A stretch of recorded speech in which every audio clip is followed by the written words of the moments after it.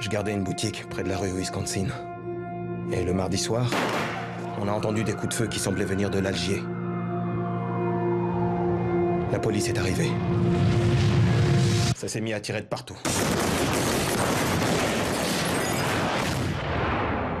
Et quand j'ai fini par rentrer, 3 jeunes avaient été tués. Non. Donc, ils ont été tués juste avant que vous arriviez. Oui. Voilà, Détroit, donc un film historique, Pascal, qui parle d'un sujet évidemment toujours d'actualité aux États-Unis, c'est le racisme contre les Noirs américains, les oui. Afro-Américains. Alors, l'histoire se passe en 1967 à Détroit, vous l'avez dit, suite à des émeutes et des violences raciales. La ville est en état de siège avec des milliers de policiers et de gardes nationaux et un groupe commet une bavure. Ils prennent d'assaut un hôtel et abattent 3 Afro-Américains. Alors, le film est centré sur ce fait divers. Elle en fait un film réquisitoire contre le racisme, vous l'avez dit, qui fait écho bien sûr à l'actualité aux États-Unis. Vous savez qu'en 2016, 700 personnes ont été abattues par des policiers et une proportion très importante d'Afro-Américains. Alors quand le film est sorti aux États-Unis, vous imaginez, il a créé de vives polémiques, non seulement à cause du sujet qui est extrêmement délicat, mais aussi à cause de la personnalité de la réalisatrice, Catherine Bigelow, que je ne présente plus, a déjà évidemment provoqué des polémiques lors de la sortie de ses autres films, Des mineurs, Dirty Dark Zero. On a dit aussi à l'époque comment une femme, ici en l'occurrence blanche, peut faire un film sur des Noirs. Qu'à cela ne tienne, le film existe, il est excellent, c'est un film militant, allez le voir.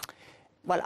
Parfait, bon, on ira le voir. Pascal, on va rester de l'autre côté de l'Atlantique, mais on va aller au Mexique pour un festival de musique pas comme les autres. Oui, alors c'est la 45e édition de ce festival Cervantino. C'est un peu la version mexicaine d'un festival que vous connaissez bien, le Festival d'Avignon. Alors en plus du théâtre, il y a de la musique, de la danse, des expositions, des conférences. Et cette année, c'était la France qui était à l'honneur. Donc une trentaine d'artistes français ont fait le voyage, notamment des metteurs en scène, Wajdi Mouawad, Joël Pomrad, des musiciens, des chanteuses, notamment Jeanne Chéral, et puis ce groupe Dionysos que notre correspondante au Mexique a choisi de suivre. On les découvre ensemble. On regarde. Qui a dit que le rock français ne s'exportait pas? Voici Dionysos en inauguration d'un des plus grands festivals d'Amérique latine, le Cervantino. C'était l'un de mes plus grands rêves de rencontrer Mathias et de voir le groupe sur scène. C'est l'une des plus belles choses qui me soit arrivée. Qu'ils comprennent ou non le français, l'univers façon Tim Burton de Dionysos a charmé les Mexicains.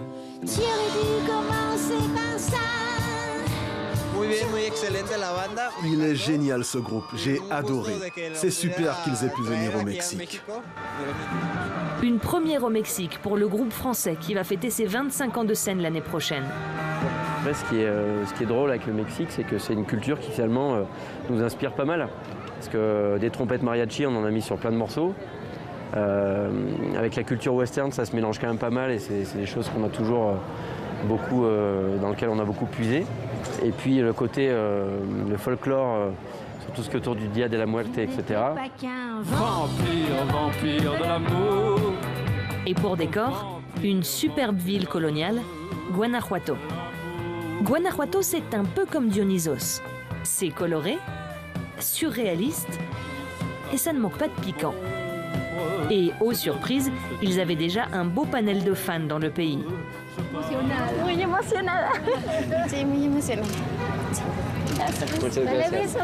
Tu t'attendais pas à ça, Mathias? Ben, ça a été comme ça à Mexico, beaucoup. C'est très très étonnant, oui. Le roman de Mathias, La mécanique du cœur, a été ici un grand succès en librairie. Du livre à la musique, les jeunes Mexicains ont fait le saut, avec beaucoup de plaisir. Voilà, sans transition, Pascal, on va continuer avec de la BD, une vente aux enchères historique.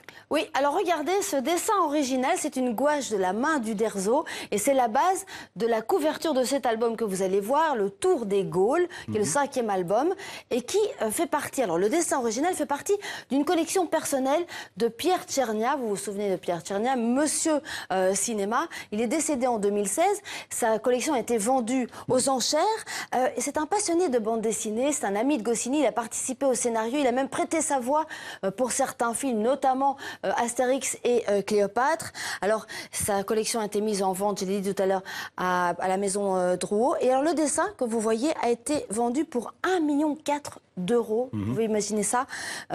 Grâce notamment, alors il y a une dédicace, regardez, tout en bas une dédicace évidemment de Uderzo et Goscinny, en vertu évidemment de leur amitié.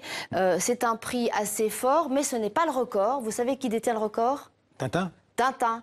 Un dessin original d'Hergé a été vendu pour 2,6 millions d'euros. Donc comme quoi, la bande dessinée commence à prendre de la valeur. Et on va terminer rapidement avec un festival d'orgue. Oui, 22e édition du Festival des orgues dans les plus belles églises de Toulouse et aussi dans la basilique Saint-Cernin, qui est une des plus anciennes églises romanes, les plus grandes églises romanes d'Europe.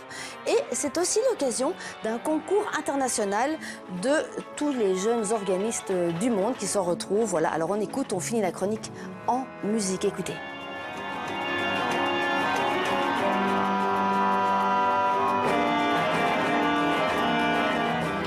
Et voilà. Quelques notes d'orgue. Merci Pascal, à demain. Oui, à demain.